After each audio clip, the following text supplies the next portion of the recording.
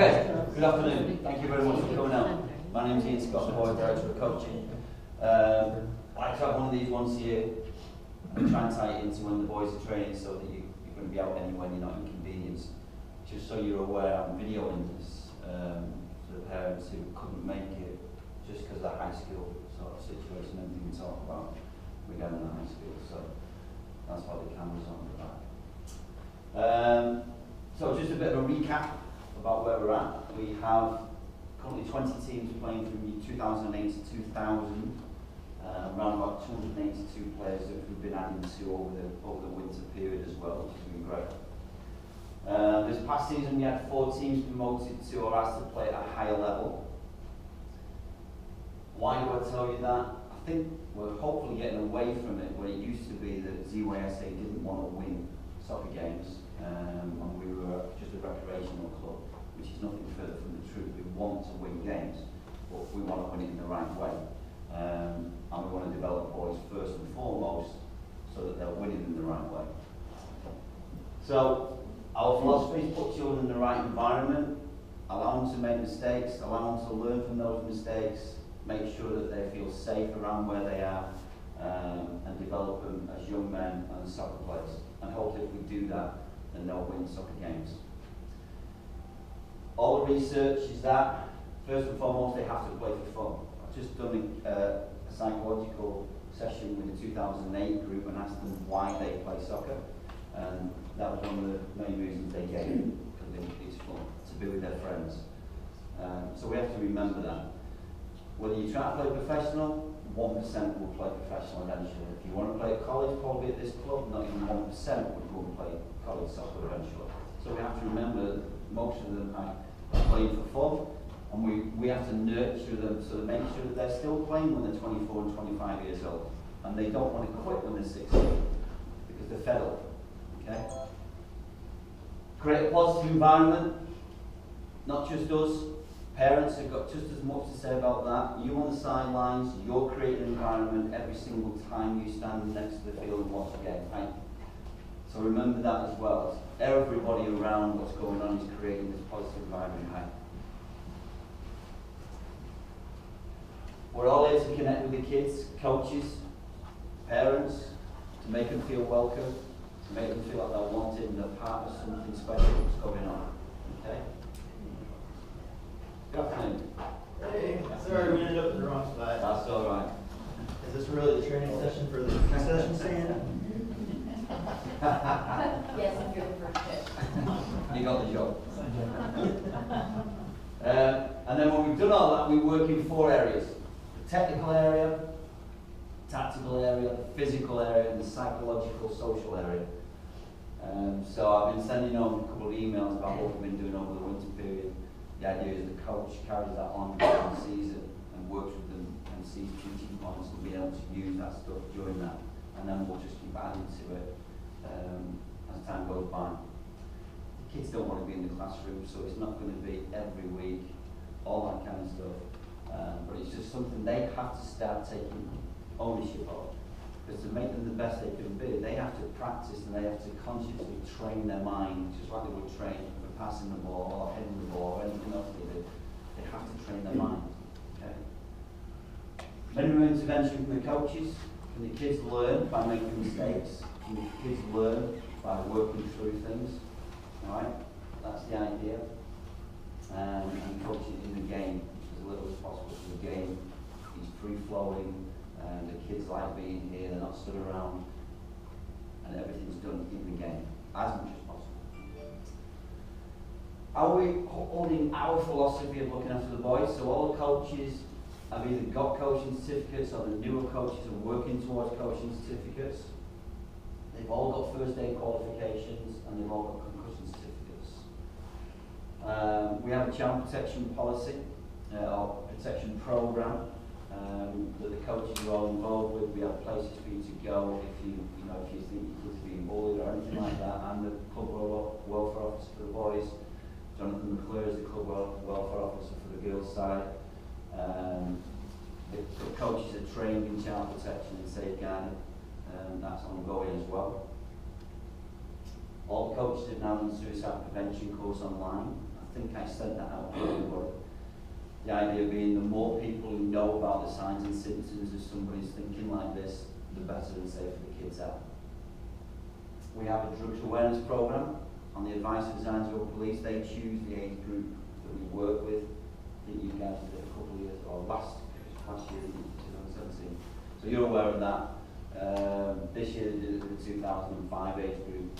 It's just for anyone who's new, Zysa.org Police come in and just talk to the kids and the parents about the dangers of drug abuse and just being aware of how to say no, how to get away from people who are selling things and stuff like that. So just be aware of it, just to make them that little bit safer if possible. All the coaches have done the sexual abuse awareness training online, which is now federal law for anyone involved in soccer. It was sent out to the parents. Again, you do not have to do it. It's not mandatory for the parents, but the more people who are aware of the signs and symptoms, if this is going on, then obviously the safer the children are. So that was what you really wanted to get involved in that. But everyone involved at the club with the kids have had to go through this training now.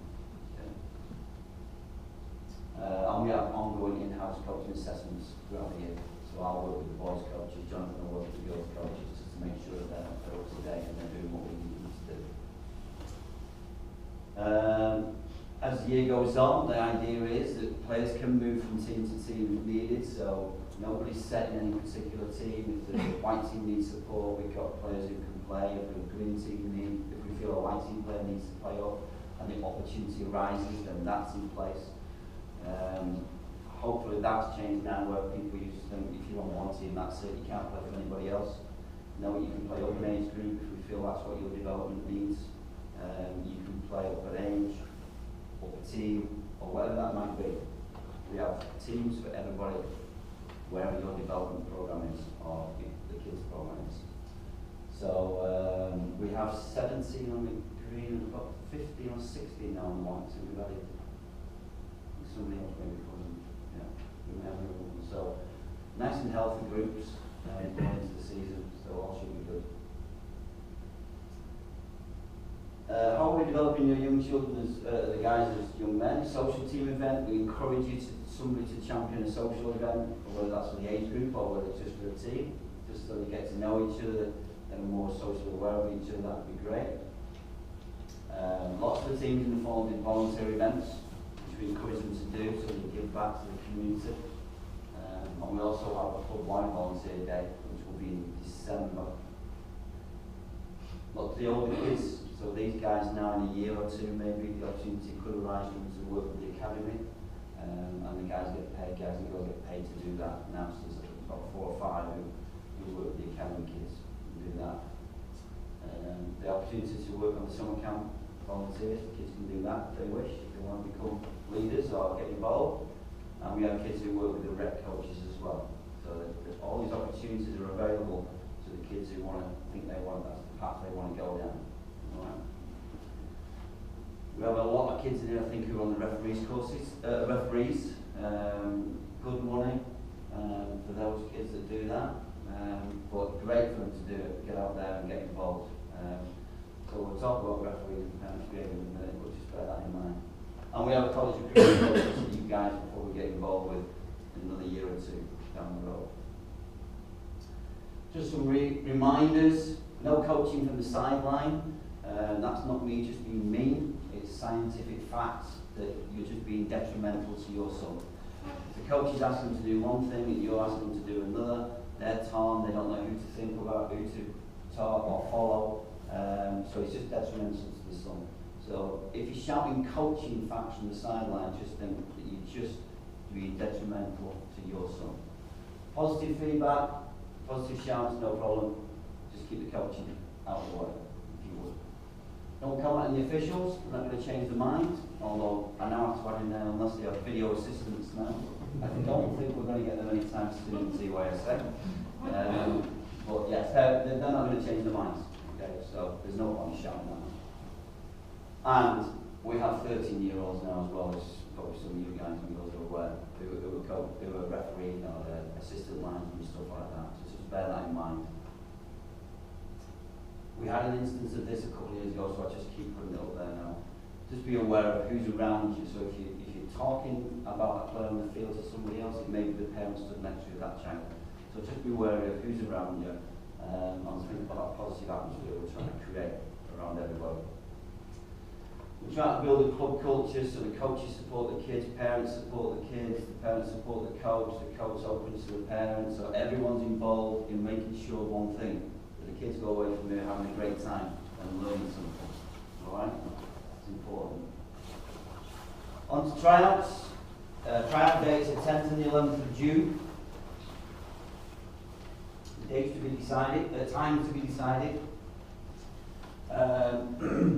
We have to react to the beast that's been created in this area, or this country if you like.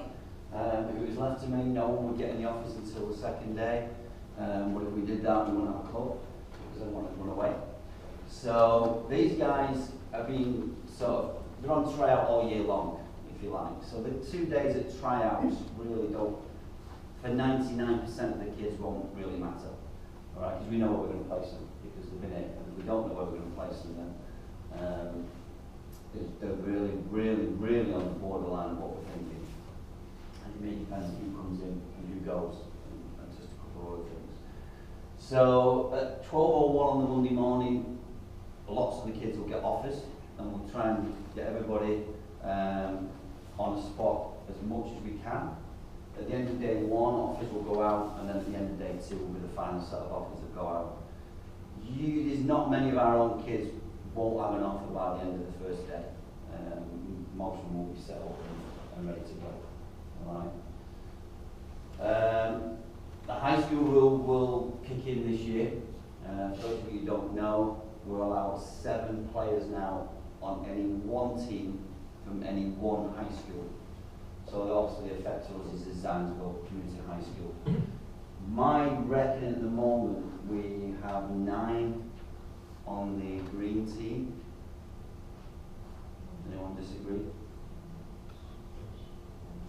It's 9 on the green team. 8. I'm not sure if some of the kids are still deciding. Yeah, so high school. It's a rough estimate at the moment. Yeah, There's 9 who go to the high school with, Yeah. you know. And I think there's 7 on the white team. So as it stands at the moment, they should be okay. But that's just the numbers at the moment. So what I've done in the past, and it's just us being honourable, if you like, and me being as fair as possible to you guys. What we'll do the week before, we will sit down with the 7 players who we think need to stay. Now that could be just an issue of position-wise. There's no point in us keeping 3, central defenders. So it may just be essentially a positional thing that we need to keep players for. But we will sit down with all the 7 that we think should be staying.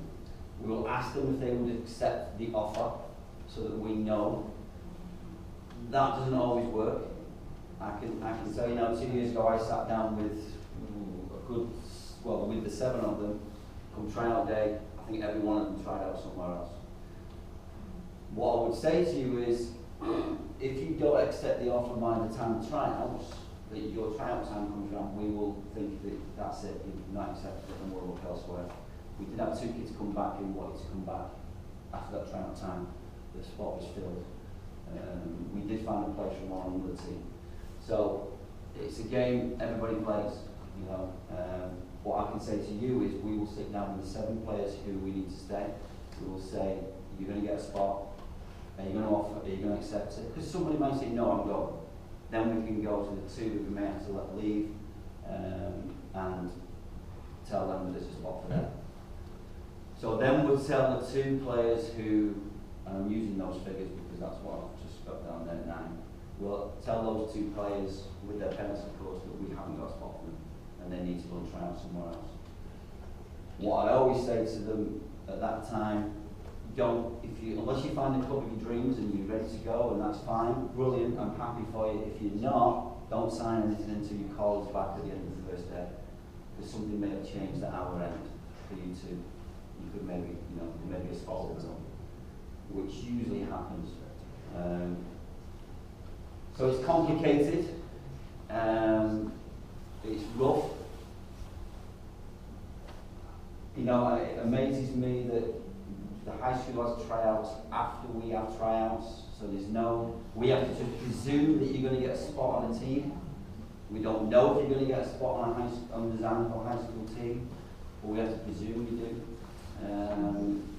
So it's just a moving thing all the way through. There's nobody wins, but that's just the way it is. There's nothing we can do about it.